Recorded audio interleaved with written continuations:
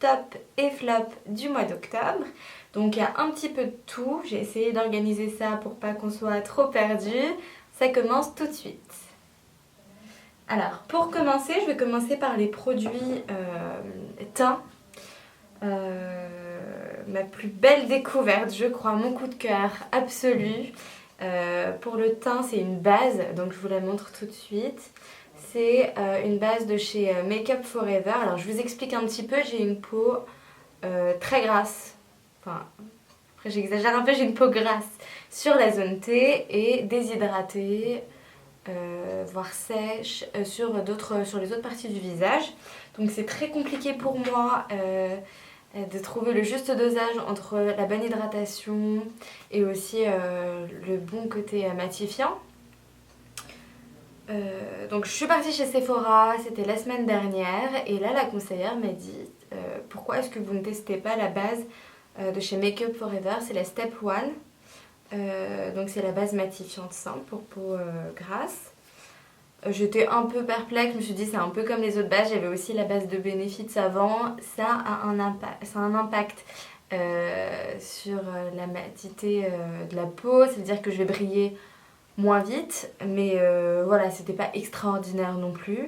Et là, donc je l'ai prise pour tester quand même, parce que voilà, j'aime bien ça. Je l'ai prise, je l'ai testée le lendemain, et là, j'ai été bluffée. C'est-à-dire que déjà, alors petite astuce, il faut pas en appliquer, même je dirais même pas moyennement, il faut en appliquer un tout petit peu. Vous appliquez votre fond de teint, et là, ça ne brille pas avant au moins 6 heures pour moi, alors que c'est incroyable pour moi, 6 heures.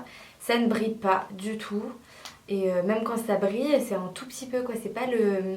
Limite, moi, il fallait que j'éponge tellement c'est gras. Faut que je mette mes petites feuilles matifiantes, etc. Là, plus besoin. J'ai pas besoin de repoudrer après. En fait, une feuille matifiante me suffit amplement. Donc, c'est un gros coup de cœur et une très belle découverte pour le mois d'octobre. Toujours au niveau du teint, je vais vous parler du fond de teint que j'utilise, c'est le Double Wear de chez Estée Lauder. Donc c'est un fond de teint longue tenue intransférable. Je l'avais déjà acheté auparavant, je le rachète, je suis passée sur un autre fond de teint qui était de chez Tarte, et là je suis revenue à celui-ci, pareil parce que la couvrance est idéale pour moi, j'aime beaucoup les fonds de teint bien couvrants. Celui-ci fait très bien le job. À côté de ça, c'est vraiment intransférable. Ok, oui, si on appuie beaucoup, etc., il y a les traces, mais là, vous le sentez pas sur le visage. J'ai l'impression que j'ai rien, que je ne porte rien, alors que c'est quand même assez couvrant. Autre point, c'est qu'il a un effet naturel.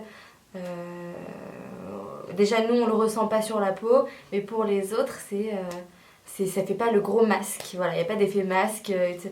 Donc, il est top. Ensuite, je vais vous parler, toujours pour le côté matifiant, etc., je vais vous parler de ma nouvelle poudre de chez MAC. Et là, c'est une conseillère de chez MAC qui me l'a posée, qui me l'a fait découvrir. Donc, c'est la Blot Powder Press Powder, je dirais. Voilà. Donc, elle est fine. C'est pas... En fait, il y en a une deuxième chez MAC. C'est la Studio Fix. C'est la Studio Fix de chez MAC qui est plus épaisse. Vous voyez, c'est pas le même. Là, c'est la Blot Powder. Là, c'est la Studio Fix. C'est pas la même épaisseur. Et c'est pas le même résultat. En fait, celui-ci, moi, je l'utilisais, la Studio Fix, je l'utilisais avant pour matifier la peau. Et en fait, c'est pas du tout l'utilisation qu'il faut lui donner. C'est plus comme un fond de teint poudre. C'est plus épais. Moi, ça m'assèche la peau. Personnellement, je ne l'aime pas. Parce que j'utilise pas de fond de teint poudre. C'est pour ça. Mais celle-ci, très fine. Alors là, il faut dire ce qui est. On ne le voit pas du tout sur la peau. Ça matifie vraiment. Rien à dire. Et on n'a pas toutes ces traces, les petites traces, les petits plis. Voilà, il n'y a pas tout ça. Elle est top, il y a beaucoup de teintes, donc je pense que vous allez pouvoir les trouver à la teinte idéale. Moi j'utilise la Medium Dark. La Medium Dark et elle est vraiment top. Très bien, alors dernier produit teint, il s'agit là d'un blush. C'est un blush de chez Urban Decay. C'est la couleur Rapture. Voilà. Voilà, donc c'est un blush un peu rose, violet foncé. Très belle couleur, j'adore cette couleur. J'aime bien moi les blushs un peu plus prononcés qui font... Il y a un peu de paillettes dedans, il est irisé donc ça fait un petit peu highlighter aussi en même temps. Rien à dire, la tenue ils disent que ça a une tenue de 8 heures et effectivement le blush ne bouge pas de la journée donc top, très beau blush. On va passer maintenant aux produits pour les lèvres, donc les rouges à lèvres. Alors, il y a quelques découvertes ce mois-ci. J'ai découvert notamment les rouges à lèvres de chez Urban Decay. C'est leur gamme mat. Donc ça s'appelle, c'est les mat Révolution il me semble. Bon, c'est pas indiqué ici. J'en ai acheté d'abord un premier qui était le After Dark. Qui est comme ceci. Je ne sais pas si on arrive à bien le voir. Voilà, il est comme ceci. Je vais vous faire un swatch. Donc ça me faisait penser au Rebelle. Hop, je ne sais pas si on voit bien la couleur. À titre de comparaison, je vais essayer de vous trouver le Rebelle. Hop, non, c'est pas celui-là. Excusez-moi. Très bien, bon bah. Voilà, donc voilà, j'ai retrouvé. À titre de comparaison par rapport au Rebelle de chez MAC, ouais, c'est pratiquement la même couleur quoi. C'est vraiment les mêmes couleurs. Je sais pas si vous voyez, là c'est le Rebelle de MAC et là c'est le After Dark de chez Urban Decay. Donc c'est à peu près la même couleur. Le Rebelle de MAC c'est mon coup de cœur infini pour tout le temps. Et là le After Dark du coup aussi un petit peu. C'est le même. Et la tenue est top. Ce qui est un peu plus compliqué avec le rouge à lèvres de chez Urban Decay, mais c'est très bien quand même, hein. Ce qui est un peu plus compliqué, c'est l'application parce que c'est plus épais et c'est un peu plat. C'est tout plat donc vous pouvez pas très bien dessiner les contours. Il faut faire un peu plus attention quoi. En tout cas top. J'en ai acheté du coup un deuxième. Il est très foncé. J'aime beaucoup les rouges à lèvres foncés, on peut le voir. C'est celui que j'ai appliqué là aujourd'hui. C'est le Blackmail. Donc là, quand on le voit comme ça, il paraît pratiquement noir. Ça m'a fait penser quand je l'ai vu au maquillage, vous savez, pour Halloween. Un peu un côté sorcière. Et du coup, il est ici. Je ne sais pas si on voit bien. C'est celui qui est là. Et bah, c'est celui que j'ai actuellement sur mes lèvres. Ensuite, un autre rouge à lèvres encore. Et c'est le dernier rouge à lèvres que j'ai. C'est le Smoked Purple de chez MAC. Ça porte très bien son nom, c'est un violet fumé. Voilà, un violet un peu gris j'allais dire. Ça ressemble beaucoup au Blackmail. J'ai beaucoup les mêmes teintes en fait. C'est celui-là. Donc là, je ne sais pas si vous allez réussir à voir. Ici on a le Smoke Purple et là on a le Blackmail. Smoke Purple c'est celui que j'avais sur ma vidéo de présentation. Donc si vous voulez aller le voir, n'hésitez pas à regarder la barre d'infos. Donc voilà pour les produits pour les lèvres. On va passer rapidement aux produits pour les yeux. Donc c'est beaucoup plus rapide. En premier lieu il y a un eyeliner de chez Sephora. Alors j'ai découvert ce produit, je sais pas si on le voit bien. Voilà. Bon, en gros, je vais vous faire un swatch. C'est un violet électrique. Je l'appellerai comme ça. Un violet vraiment électrique. Je ne sais pas si on voit bien la couleur. Bon, excusez-moi, hein, c'est des tests que je fais. C'est ma première vidéo, j'ai un peu de mal encore. C'est un violet électrique, mais allez, si vous avez un Sephora près de chez vous, allez le tester. Il est magnifique. Je mets le eyeliner tous les jours. Et ça change un petit peu. Il n'est pas trop voyant. En fait c'est un violet électrique un peu foncé, donc il passe partout. Voilà, surtout avec un rouge à lèvres un peu plus nude.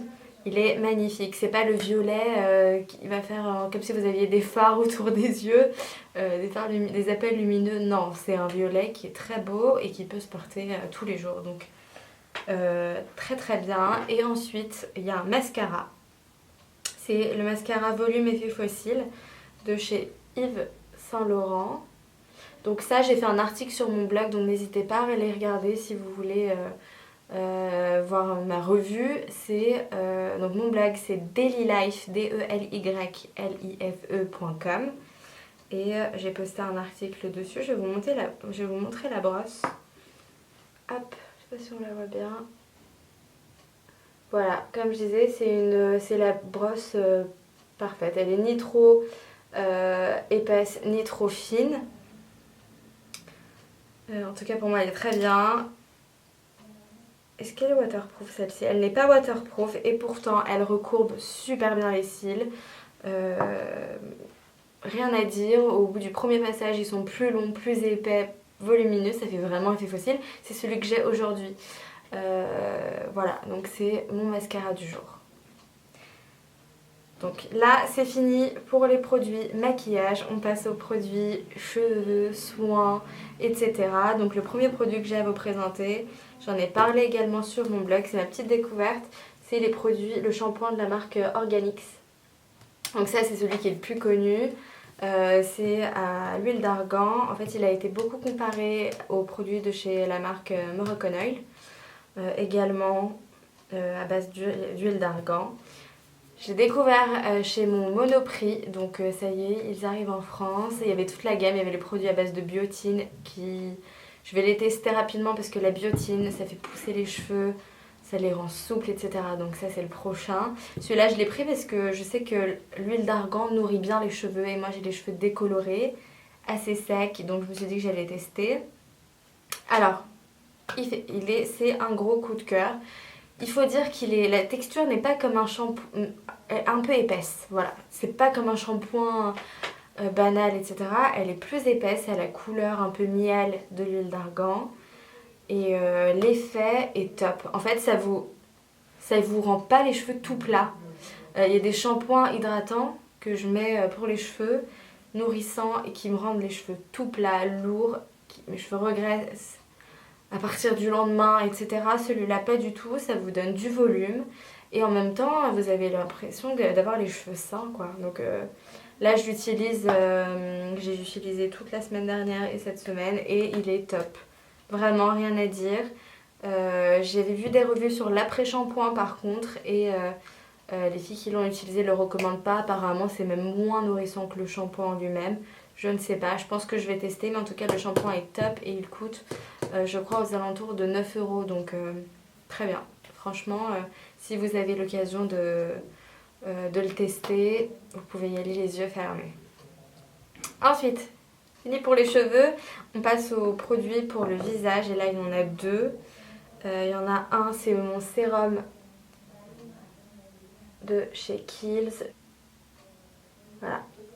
Donc c'est le sérum Midnight Recovery Concentrate, désolée pour l'accent, de chez Kiehl's. C'est un sérum de nuit, vraiment rien à dire quand on le met, et moi je l'applique généralement, je dors tard, donc je l'applique vers minuit, etc. Le lendemain on a l'impression que la peau est hydratée et fine, jolie. Vraiment, c'est limite incroyable. Pour moi, c'est le sérum que j'utilise tout le temps. Et il ne se finit pas. C'est-à-dire que là, je l'ai acheté il y a un mois. Et il en est qu'à là. Donc oui, ça coûte cher. Mais vraiment, il faut 2 gouttes pour tout le visage. Parfaite. Et moi, j'ai la peau mixte, bizarre, etc. Là, c'est top, quoi. C'est ni trop gras, ni pas assez nourrissant. C'est parfait. Et mon deuxième produit, coup de cœur pour ce mois d'octobre, c'est la crème de chez Clinique. Voilà. Donc c'est la All About Eyes. Donc c'est, et ils mettent soin yeux, anti-poche et anti-cerne. Je n'utilise pas, je suis trop jeune pour utiliser les produits anti-âge. Donc c'est pas une crème anti-âge en tant que telle. Je l'utilisais, je me suis dit pourquoi pas parce que j'ai pas de crème hydratante pour le contour des yeux et je le ressens quand je mets l'anti-cerne, ça fait des petits plis, etc. Et là je l'ai testé et vraiment top, même au niveau des cernes, j'ai l'impression que mes yeux sont moins gonflés. Je l'applique le soir avant de dormir. Mes yeux sont moins gonflés. Pareil, j'aime bien me maquiller après, c'est tout doux. C'est un côté mat, c'est pas brillant, etc. Donc moi j'utilise le soir et parfois le matin quand j'ai vraiment la peau qui est trop sèche. Voilà, dans ces coins-là, je l'utilise et elle est vraiment top. Je sais pas pourquoi je l'ai pas testé avant, mais en tout cas, si vous avez la possibilité d'avoir un échantillon, n'hésitez pas à en demander chez Nocibé, ils font des petits pots échantillons du produit que vous voulez, ils vous en font et n'hésitez pas à tester, vous allez voir, vraiment c'est top, c'est top top top. Autre produit, c'est là, et là c'est une crème pour les mains, j'adore les parfums gourmands et là c'est une crème pour les mains de chez Nocibé au parfum guimauve, donc à la guimauve et là ça sent super bon, ça sent vraiment super bon. Ça laisse vraiment les mains toutes douces, ça reste longtemps, l'odeur reste longtemps. Vraiment, rien à dire sur cette crème. J'en ai acheté une deuxième à la framboise. Je crois que c'est macaron à la framboise. Mais c'est vraiment des odeurs super gourmandes. Et je sais qu'ils ont chocolat aussi. Et un autre parfum que je pense que je vais aller voir bientôt. Voilà. Et dernier produit. Alors là, c'est une brume de chez Soap & Glory que j'ai acheté chez The Ink. Donc c'est un site internet, je ne sais pas si vous le connaissez, je vais vous mettre le lien en barre d'infos également. Qui vend des produits, voilà, qu'on n'a pas ici, des produits anglais. Ils vendent du Victoria's Secret, du Yankee Candle, etc. Et là j'avais commandé cette brume. Je sais qu'ils ont un pack avec les 3 produits, parce qu'il y en a 3 brumes de chez Soap & Glory. Et il y en a des nouvelles qui sont sorties. Et là, cette brume-là est juste magnifique. Elle coûte 10 euros, je crois, 9 euros et quelques. Et attendez, je vais en appliquer parce que... Et c'est une... Alors, l'odeur, je vais essayer de vous la décrire. C'est un peu une odeur masculine. C'est pour quand vous avez besoin d'un flash de fabulousness, donc je sais pas comment on dit, pour être fabuleuse quoi, voilà, donc ça explique bien. Et c'est un parfum, on dirait que c'est une odeur masculine et j'aime beaucoup, masculine mais voilà, c'est pas pour les hommes quoi. J'aime beaucoup, je sais pas comment le décrire, mais en tout cas ils sont super bons, je sais pas... Ces produits-là n'existent pas encore en France malheureusement, mais... Voilà, donc si vous avez la possibilité d'aller sur Veink, n'hésitez pas à jeter un coup d'œil sur leur brume. Celles-ci en tout cas sont très bons. Surtout si vous aimez les... J'allais faire ça encore pour ressentir mon bras. Mais en tout cas, ouais, elles sont super bons. Alors j'ai dit que c'était les tops et les flops du mois d'octobre. Pour le coup, donc là j'ai fini, c'était surtout les favoris. J'ai un flop que je vais vous retrouver tout de suite. Voilà. C'est celui-ci, il faut que je le nettoie d'ailleurs. C'est un pinceau. C'est un pinceau de chez Kiko et alors, je sais pas si vous voyez, ça a un embout là, donc vous avez un pinceau normal et à l'intérieur vous avez une petite mousse. Et je ne comprends pas. Je ne comprends pas ce pinceau. Je pense que lui-même il se cherche. C'est-à-dire que là, c'est court en fait. Du coup, comme les poils sont courts, c'est du synthétique en plus, c'est court, ça n'étale pas bien la matière, ça laisse des traits partout et l'éponge au milieu, je comprends pas comment les personnes peuvent l'utiliser. Je ne comprends pas comment on peut l'utiliser parce que en fait quand vous appuyez, les poils sont tellement durs et courts que vous n'arrivez même pas à atteindre la mousse. Alors, est-ce que la mousse est faite juste pour absorber le produit? Et dans ce cas-là, je trouve ça ridicule parce que ça ça gâche du produit, il n'y a pas besoin d'absorber le produit. Enfin, je ne comprends pas le concept. Et là, mais c'est pas agréable du tout, c'est pas doux du tout. Donc quand vous l'appliquez, je sais pas, je n'aime pas du tout. J'aime pas, je pense qu'ils ont voulu reproduire un peu les pinceaux de chez Bar Minéral. Que je n'ai pas testé non plus, mais c'était un peu une innovation quand c'est sorti. Mais là, c'est juste un flop, quoi. Un flop total. Et je crois que ça coûte 13 euros. Franchement, à ce prix-là, sans aucune hésitation, il vaut mieux prendre le pinceau de chez Sephora. C'est le pinceau multitexture de chez Sephora, qui est comme ceci. Donc la brosse est ainsi. C'est super doux, vraiment rien à dire. Vous pouvez l'utiliser pour le teint, pour le blush et pour le bronzer si vous voulez un petit peu. C'est un peu trop gros pour faire du contouring, mais voilà, vous pouvez l'utiliser pour ça aussi. Et franchement, il est top. Et il doit coûter pas beaucoup plus cher que le Kiko. Hein. Celui-là, il coûte 12,90. Je crois que celui-là, il doit coûter 19,90. Ouais, il doit coûter 19,90 celui-là, mais il est vraiment top. Voilà, donc cette vidéo est terminée. Je vous retrouve très vite pour une vidéo sur mon rééquilibrage alimentaire pour faire une mise à jour, pour savoir où est-ce que j'en suis, combien j'ai perdu cette semaine, puisque je vais voir une nutritionniste toutes les semaines. Donc je vais vous faire un récap toutes les semaines pour que vous puissiez suivre avec moi les évolutions. Et voilà, donc je vais faire cette vidéo très rapidement. Merci de m'avoir suivi en tout cas et je vous dis à bientôt. Bisous!